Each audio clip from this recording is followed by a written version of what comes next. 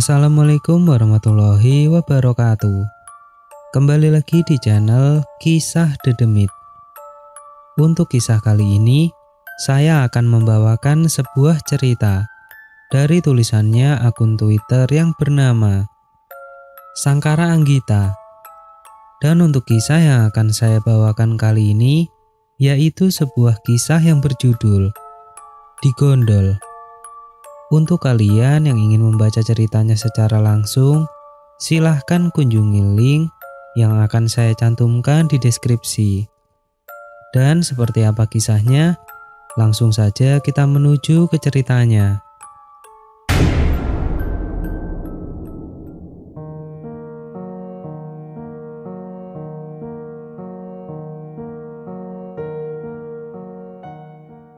Bismillahirrahmanirrahim. Dari tadi sore hujan terus mengguyur perkampungan kecil ini, menyisakan rasa dingin yang menusuk hingga ke tulang sumsum. Kalau hujan begini, banyak memori masa kecil yang menyeruak keluar ingin kuceritakan. Tapi aku akan fokus ke pembahasan sesuai judul yang sudah aku post sebelumnya, Digondol. Walaupun kalau hujan-hujan begini akan sulit untuk fokus, karena biasanya mereka dengan menyebalkannya akan tanpa izin meneduh di dalam rumah. Apakah di tempat kalian juga hujan? Jika iya, aku yakin mereka juga sedang berteduh di situ. Mungkin saja di ruang tamu, di kamar, atau bahkan kini sedang berdiri menumpang di sampingmu sambil penasaran dengan apa yang kalian baca. Pesanku, biarkan saja. Baiklah. Kisah ini terjadi bertahun-tahun silam. Aku bahkan tidak mengingat siapa dan bagaimana ceritanya, jika bukan karena kemarin Mbah Dok kembali membahas kisah ini. Kisah ini sempat membuat geger orang-orang di kampungku. Kampung yang sejak dulunya sudah dikenal wingit. Kampung yang saat itu masih jarang berdiri rumah-rumah warga. Mbah Dok bilang, orang-orang takut mendirikan rumah di atas tanah wingit. Apalagi dulu juga pernah ada peristiwa berdarah di kampung ini. Membuat siapa saja yang sudah tahu kisahnya akan berpikir dua kali untuk tinggal. Jadi kita mulai kisahnya. Kala itu Mbah Dok bilang udara terasa dingin. Angin bertiup tidak seperti biasanya. Membuat siapapun akan merasakan hal yang sama sore itu. Ada perasaan cemas dan gelisah. Ayo buruan masuk, sudah petang, tidak baik main di luar, ayo. Teriak Mbah Dok menginstruksi dari ambang pintu. Membuat gadis lugu yang sedang bermain dengan teman sebayanya segera bergegas masuk. Gadis yang paham betul arti ngilok dari Mbah Dok. Jadi gadis itu menurut dan memilih segera berlari masuk ke rumah dengan kedua tangannya yang menenteng batang daun ketela mainannya. Mbah Dok yang melihat anak-anaknya sudah masuk ke rumah, kembali mengecek ke kanan dan ke kiri sebelum pada akhirnya menutup rapat-rapat pintu rumahnya. Mbah Dok juga tidak lupa menutup seluruh jendela serta menurunkan gorden kain yang sebelumnya ia tali ke atas. Entah kenapa Mbah Dok merasa cemas sore itu. Mbah Nang belum terlihat pulang dari sawah. Membuatnya sendirian menjadi satu-satunya orang dewasa di rumah itu. Ditambah lagi, suasana saat itu yang berbeda dari biasanya menimbulkan rasa tidak nyaman sore itu. Tiba-tiba ada sebuah suara dari luar. Suara seseorang yang mengetuk pintu dengan tempo pelan. Lalu makin lama makin cepat temponya. Mbah Dok yang yakin itu bukan Mbah Nang, menyuruh semua anaknya untuk tetap diam dengan cara menempelkan telunjuknya di bibir.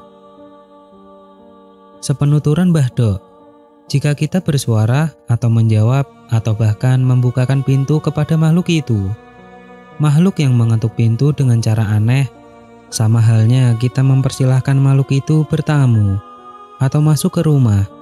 Konsekuensinya, kita tidak boleh atau tidak bisa mengusirnya. Lalu bisa saja kita digondol atau dibawa pergi. Dibuat linglung atau berita paling buruknya meninggal dunia. Mbah Dok menunggu beberapa saat hingga akhirnya suara ketukan itu menghilang. Saat itu, Mbah Dok sangat ketakutan. Jujur, dia bukan orang yang sepemberani Mbah Nang, karena Mbah Dok tidak memiliki penjaga sekuat Mbah Nang dan tidak memiliki ilmu apapun. Rasa was-was dan tegang saat itu terus berlangsung, sampai akhirnya ada suara ketukan lumayan kuat dengan diiringi panggilan nama. "Buka Bu, ini aku, Prayit." Itu suara Mbah Nang. Jadi Mbah Dok dengan yakin segera membuka pintu dengan cepat. "Syukur, alhamdulillah Pak, kamu sudah pulang," kata Mbah Dok tidak bisa menyembunyikan kekhawatirannya sembari kembali menutup pintu. "Ada apa sih Bu? Kok kamu seperti ketakutan begitu?" ujar Mbah Nang yang sedang menuangkan air putih ke dalam gelas. "Nggak tahu Pak, udaranya dingin dari tadi sore. Beda, nggak kayak biasanya. Juga tadi ada yang mengetuk pintu entah siapa. Aku takut." Tapi kamu tidak bukakan pintu kan Bu?" teriak Mbah Nang memastikan langkah yang diambil Mbah Dok. "Ya tidak Pak, aku ingat pesanmu. Jangan bukakan pintu jika tidak ada salamnya." "Tapi Pak, itu apa?" tanya Mbah Dok yang tidak ditimpali Mbah Nang, yang malah memilih segera ke kamarnya. Mbah Nang tahu jika ada yang tidak beres jika mereka kembali muncul ke perkampungan-perkampungan kecil seperti ini. Jadi beliau mencari wangsit agar tahu apa yang sebenarnya terjadi. Saat itu, Mbah Nang jadi teringat dengan kejadian beberapa tahun sebelumnya lagi. Ketika untuk pertama kalinya, makhluk itu membuat geger kampung ini. Waktu di mana saat itu, Mbah Nang pada akhirnya untuk pertama kalinya juga harus menghadapi dan menangani kejadian di Gondol. Saat itu, ada seorang anak laki-laki umurnya 6 tahunan. Dia sangat ingin buang air, padahal saat itu bisa dikatakan sudah sangat malam untuk pergi ke kalen, sebutan untuk saluran irigasi kecil. Maklum, kala itu hampir semua kalangan tidak memiliki kamar mandi atau WC. Jadi mau tidak mau, siapa saja dan kapan saja waktunya, dia harus pergi ke kalen yang letaknya berada di ujung kampung, di bawah rimbunnya pohon bambu dan pohon sepatu dea. Tidak terkecuali anak itu. Malam itu, dengan cahaya minim dari petromak, dia dituntun bapaknya menuju ke kalen yang sangat gelap gulita untuk segera menuntaskan hajatnya. Suara pohon-pohon bambu yang bergoyang dan bergesekan satu sama lain menghasilkan suara mencekam malam itu. Kriat, kriat, kriat. Belum lagi malam itu terdengar suara gesekan daun-daun rimbun yang tertiup angin, diselingi kicauan burung uncing yang membuat bulu kuduk berdiri. Tapi itu tidak mengurungkan niat. Sebut saja Pak Naryo untuk mengantar anak laki-lakinya buang air. Dia tidak tahu bahwa dari belakang sebuah makhluk tengah mengintai mereka. Sebuah makhluk yang persekian detik setelahnya berhasil nyaut mengambil paksa anak Pak Naryo untuk dibawa pergi. "Tolong, tolong, ya Allah ya Rob," teriak Pak Naryo putus asa. Kakinya lunglai tak kalah sadar bahwa baru saja anaknya digondol. Kata Mbah Nang, malam itu juga Pak Naryo dengan dibantu beberapa warga yang berbekal obor segera mencari anaknya ke segala sudut kampung. Tapi sayangnya hasilnya nihil. Sampai akhirnya dia mengingat Mbah Nang. Sepenuturan beliau, Pak Naryo datang ke rumah Mbah Nang dengan tergopoh-gopoh pagi harinya. Wajahnya masih pucat menyiaratkan kepanikan luar biasa. Sebenarnya Mbah Nang sudah mendengar kabar mengenai anak Pak Naryo yang digondol malam itu. Tapi Mbah Nang yang baru saja lelaku tirakat memilih mencari tahu terlebih dahulu apa dan siapa yang akan dia hadapi nantinya. Dan berdasarkan wangsit yang Mbah Nang dapat, Mbah Nang mengajak beberapa warga untuk menimbulkan bunyi-bunyian ke segala penjuru kampung dengan memanggil-manggil nama anak Pak Naryo. Sebelumnya, Mbah Nang sempat meletakkan sesaji di tempat terakhir anak Pak Naryo digondol. Tidak lupa Mbah Nang menyisipkan beberapa rapalan doa yang aku sendiri tidak tahu apa itu. Karena Mbah Do hanya sebatas memberitahuku bahwa Mbah Nang melakukan ritual kejawen untuk menemukan anak Pak Naryo di Kalen pojok kidul kampungan. Hari sudah menjelang siang, tapi anak Pak Naryo tidak ditemukan dimanapun juga. Istri Pak Naryo, Bu Darsi, terus menangis menanti kepulangan anak laki-laki satu-satunya itu. Sampai pada akhirnya Mbah Nang tanpa banyak suara naik ke atas pohon nangka di dekat sumur tua di daerah rumah Pak Naryo. Perlahan beliau turun dengan menggendong seorang anak laki-laki kecil. Anak Pak Naryo. Semua orang yang melihat langsung mengucapkan Alhamdulillah dengan perasaan tidak percaya. Bagaimana tidak? Sudah sejak malam semua orang mencari ke seluruh sudut kampung dan anak itu tidak ada. Posisi terakhir sebelum digondol pun itu berada di ujung kampung, di mana itu lumayan jauh dari rumah Pak Naryo. Bagaimana mungkin anak itu bisa ditemukan di atas pohon nangka dekat rumah Pak Naryo? Pohon nangka yang buahnya sangat banyak dan sudah tua, membuat siapa saja termasuk Mbah Nang akan menggerogohkan buah itu dari pohonnya ke tanah, karena buahnya yang sudah benar-benar matang. Anakmu sudah ketemu, Nar. Jangan lupa bikin acara syukuran, berdoa kepada Allah, kata Mbah Nang yang menyerahkan anak manis itu kembali ke pelukan ibu dan bapaknya. Bu Darsi yang melihat anaknya kembali tidak henti-hentinya menguraikan air matanya. Ia terus memeluk erat dan menciumi wajah anak kesayangannya itu. Ya Allah ya Rob, nak, jangan hilang lagi anak bagus. Bu Darsi tidak bisa lagi membendung rasa harunya. Dia terus berterima kasih kepada Mbah Nang dan semua warga yang turut membantunya. Tapi siapa sangka setelah itu kejadian di gondol ini masih terus terjadi. Mbah Do pernah bercerita bahwa Mbah Nang pernah mengobrol dengan Yang Bau Rekso di daerah kampungku.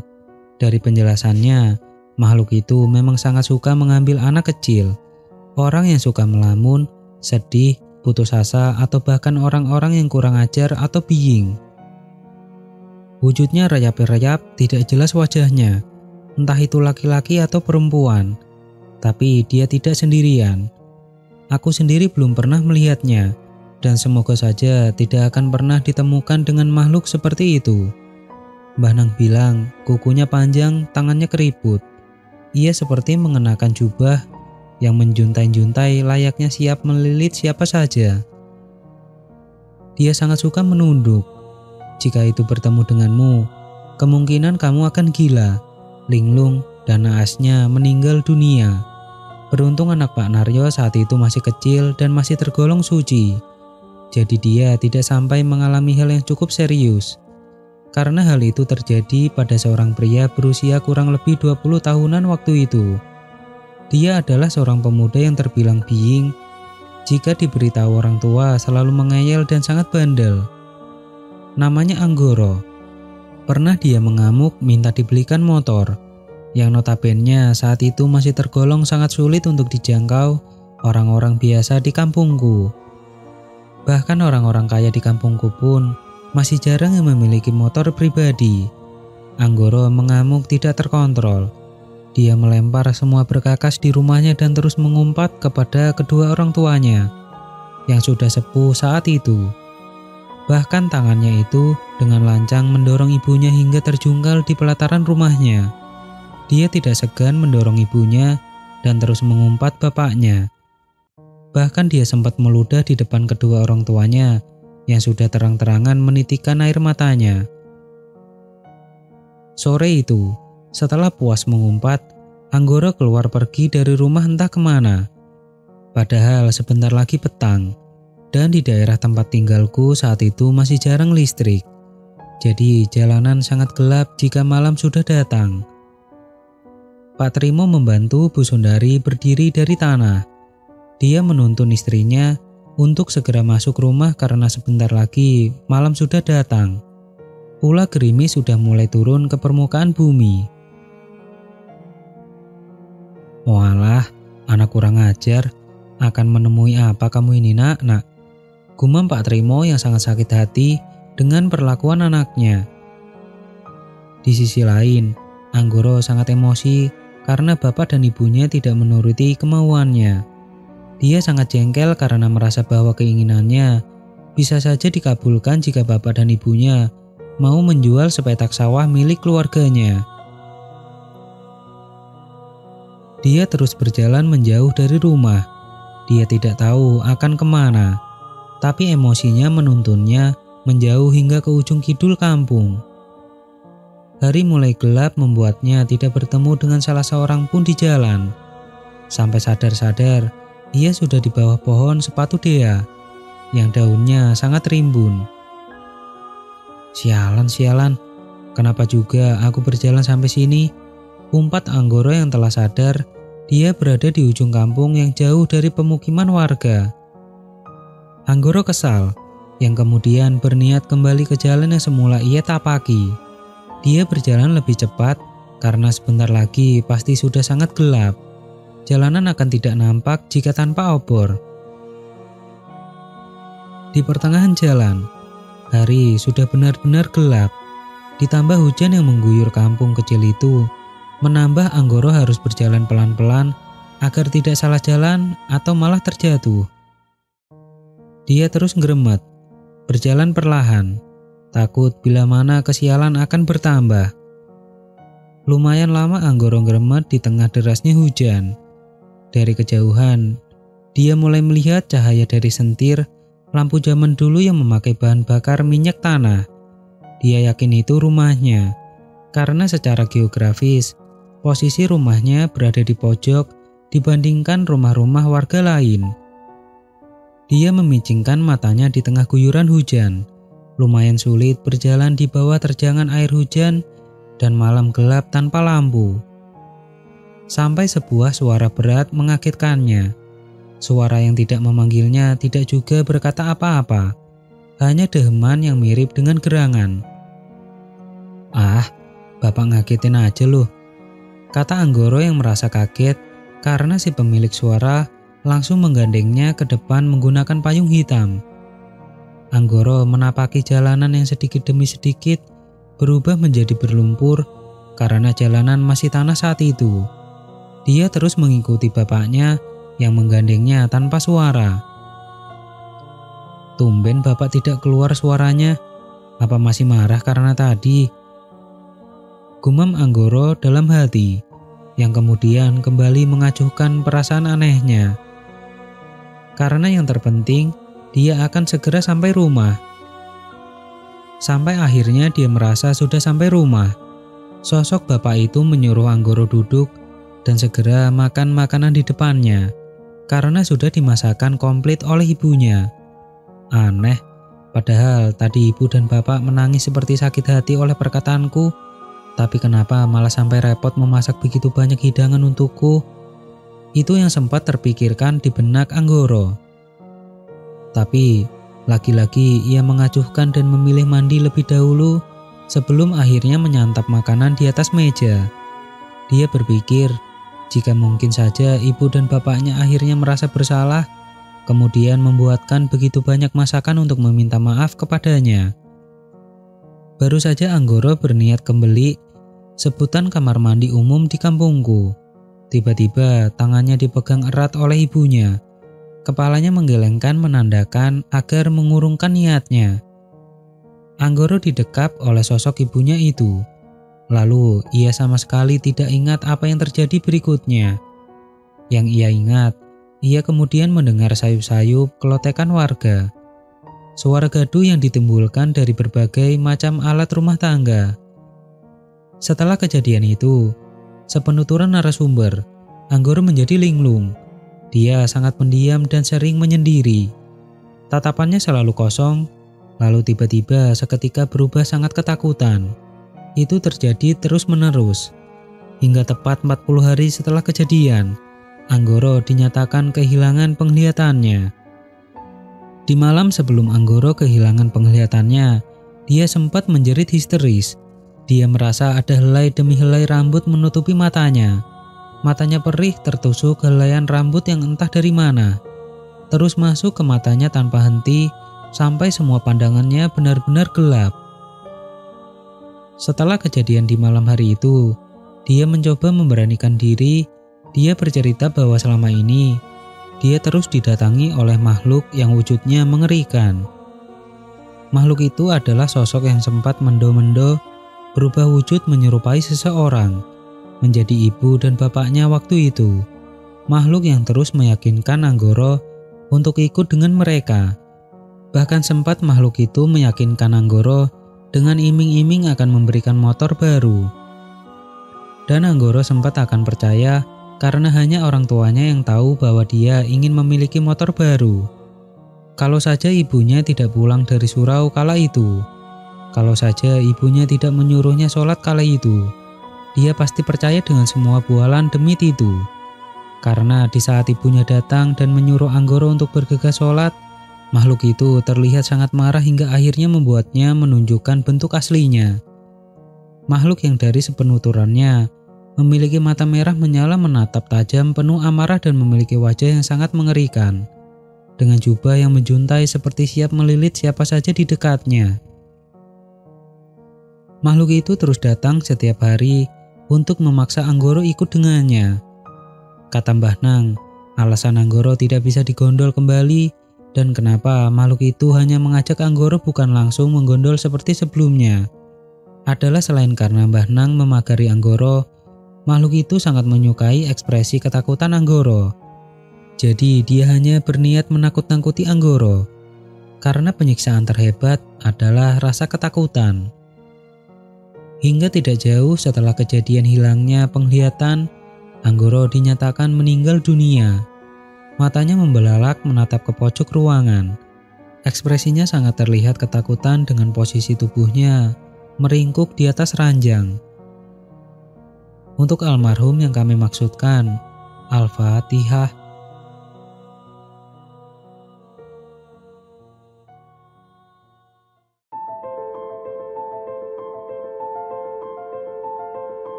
Oke teman-teman, ceritanya selesai sampai di sini.